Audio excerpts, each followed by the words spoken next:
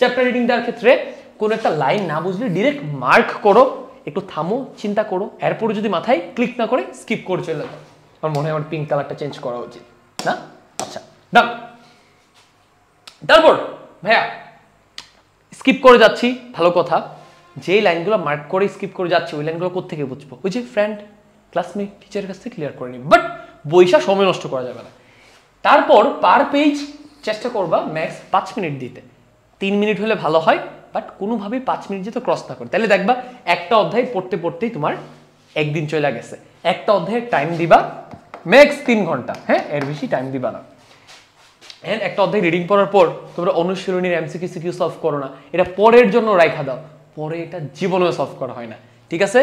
Chapter reading দিচ্ছ মানে অনুশীলনী এমসিকিউ সিকিউ সলভ করে ফেলতে হবে। এন্ড প্রত্যেকটা অধ্যায়ের অনুশীলনীর সিকিউ এমসিকিউ থেকে বোর্ড এক্সামে কিংবা স্কুলের এক্সামে সিগনিফিকেন্ট অ্যামাউন্ট অফ কোশ্চেন হুবহু তুইলা দেয়, মানে অ্যাটলিস্ট পাস করার জন্য যতটুকু দরকার এটা তুইলা দেয়, ঠিক আছে? এটা মাথায় রেখো, মাস্ট অনুশীলনী সলভ করতে হবে, এটা must. And then chapter reading দেওয়ার ক্ষেত্রে ওই যে ক্লাস দেখার ক্ষেত্রে আমি 1 2 3 4 লেখা দিছিলাম না, এই জিনিসগুলো প্রযোজ্য, ঠিক আছে? এগুলো মাথায় রেখো। জিনিসগুলো যেন কি? জিনিসগুলো হচ্ছে, 1 নম্বর জিনিস হচ্ছে ভাইয়া সব বোঝার দরকার নাই, সব মনে রাখারও দরকার নাই, তুমি সুপার কম্পিউটার না। এন্ড দেন 3 নম্বর জিনিস কি? কই জানি লিখছি 3 নম্বর জিনিসটা, হারাই ফেলছি। শুধু চ্যাপ্টার রিডিংটা দিয়ে আইডিয়া নাও। And finally 4 number fill. চ্যাপ্টারটা রিডিং দেওয়ার সময়ও তোমার এত ফিল নেওয়ার দরকার নাই, কারণ মেইন খেলা কি এখনো বাকি, নিজে কোশ্চেন সলভ করো। ওকে, আসো আমরা নেক্সটে যাই।